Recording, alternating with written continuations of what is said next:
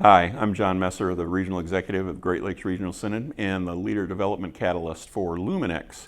Today I'd like to talk to you about a common ministry issue, and that is one that I dealt with for years and years and years and years. Every pastor does, every church does, and here it is. We need more volunteers! How many of you have faced the reality that we don't have enough volunteers to do all the ministry? We stand up and we say, we need volunteers for this, we need volunteers for that. Well, let me help you see things from a systemic perspective of how it is we sometimes defeat our own efforts to get volunteers.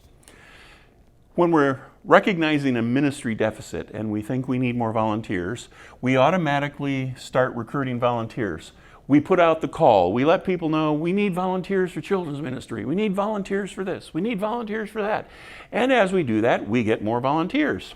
And so the ministry deficit goes down and we think, hey, okay, it's working.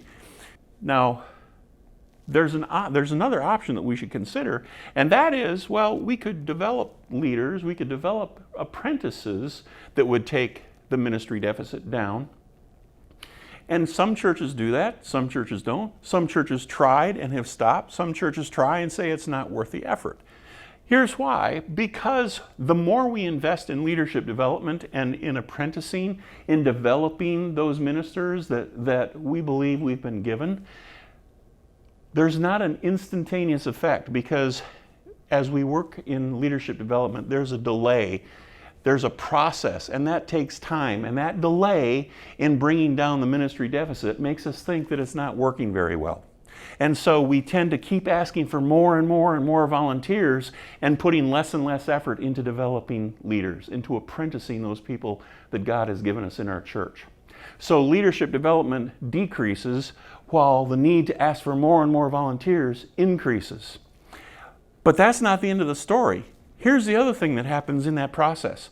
The more the leaders of the church are invested in recruiting volunteers, the more time they put into that effort, the more stress is involved in that effort, and the more time and stress involved in recruiting volunteers, the less time they have to invest in apprenticing, the less time they have to develop leaders. And so in emphasizing volunteer recruitment, in standing up Sunday after Sunday and bulletin after bulletin and web page after web page saying we need volunteers, we're increasing the probability that we will not be able to develop the apprentices we need to fill the ministries long term. So here's my leadership tip for you.